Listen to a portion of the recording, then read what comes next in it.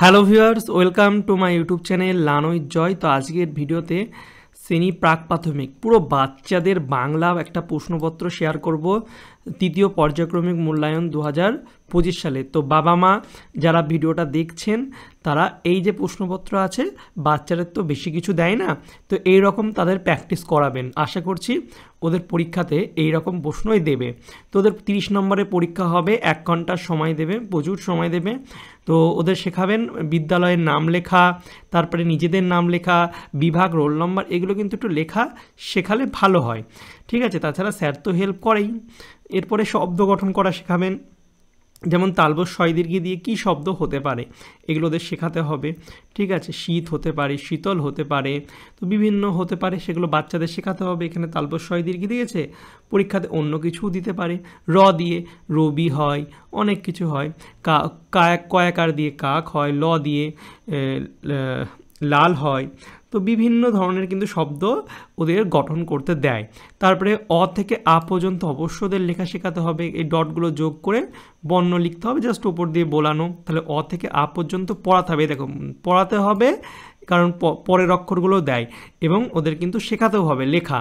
তারপরে শূন্যস্থান পূরণ দেয় বিভিন্ন, যেমন এগুলো কী হবে, বয়াকার, বড়, বাবর, এইভাবে কিন্তু ওয়ার্ড গঠন করা, খাবার, এই যে বানানগুলো বাচ্চাদের পড়াতে হবে। তারপরে বাক্য রচনা, বিভিন্ন ছোট ছোট বাক্য, যেমন বই দিয়ে কী হতে পারে, মাছ দিয়ে, ফল দিয়ে, এগুলো বাচ্চাদের শেখাতে হবে। আমি প্রশ্নপত্রগুলো শেয়ার করে দিচ্ছি, প্রচুর প্রশ্নপত্র আছে, সব উত্তর করা এই মুহূর্তে সম্ভব না, আমি তাও একটা আন্দাজ দিয়ে দিচ্ছি। আপনারা এগুলো কিন্তু একটু বাচ্চাদের দেখিয়ে দেবেন। আমি আরও প্রশ্নপত্র শেয়ার করব, দেখতে পাচ্ছেন। তারপরে এলোমেলো বর্ণগুলো সাজিয়ে অর্থবহ শব্দ লিখতে হবে, ঠিক আছে। যেখানটায় এগুলো তো বাচ্চাদের দেয় যে এলোমেলো শব্দ আছে, এগুলো দিয়ে অর্থবহ ওদের কিন্তু শব্দ লেখাতে হবে।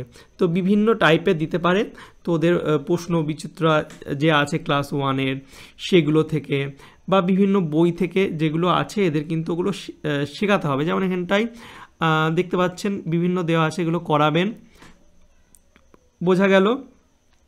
তারপর এটা যেমন দেখতে পাচ্ছেন, এটা কি হতে পারে, কিন্তু কয়াকার ল, সকাল হবে, এটা ছাগল হবে, এইভাবে কিন্তু বাচ্চাদের শেখাতে হবে। বাচ্চাদের খুব ভালো করে এই প্রশ্নটাই শেখাবেন। দেখা গেল এমনই পরীক্ষায় দিয়ে দিচ্ছে, যেমন এটা কী হবে, দন্তস্ব প্রথমে লিখতে হবে, তারপরে কয়াকার, তারপরে ল, সকাল, এটা ছাগল, তো এইভাবে কিন্তু হবে। তারপরে ছবি চিনে নাম লেখা, এই যে ছবি বিভিন্ন বইয়ে যেমন থাকে, আম, ফুল, মাছ, এগুলো শেখাতে হবে ওদের। তারপরে খুঁজি এবং বাম দিক ও ডান দিক মেলায়, তো কোনটা কি, ঠিক আছে, হস্যু, এ, ওই, ওগুলো কিন্তু দেয় পরীক্ষায়। তারপরে সুন্দর হরপে হাতের লেখা লেখো, ঠিক আছে। আমার রাজ্যের নাম পশ্চিমবঙ্গ, ওদের লিখতে দেয়।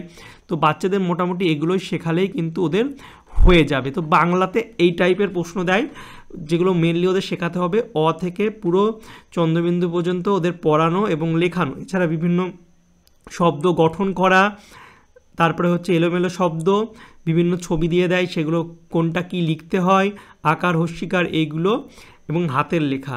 মোটামুটি এগুলো করলেই ওরা পরীক্ষাতে একটা ভালো নাম্বার কিন্তু লিখে আসতে পারবে বাংলাতে। তো বাংলা প্রশ্নপত্র শেয়ার করলাম, এছাড়া প্রচুর প্রশ্নপত্র আমার কাছে আছে। পরের ভিডিওতে গণিত এবং আরও বাংলার প্রশ্নপত্র আছে বিভিন্ন স্কুলে, সেগুলো আমি আস্তে আস্তে শেয়ার করে দেবো, সময় খুবই কম। তো আপনাদের যেগুলো লাগবে আমাকে অবশ্যই জানাবেন, আমি সেগুলো শেয়ার করে দেবো। তো প্র্যাকটিস করতে থাকেন। ভিডিওটা ভালো লাগলে লাইক, কমেন্ট, শেয়ার করবেন। দেখা হচ্ছে পরের একটা ভিডিওতে। Thank you for watching my videos.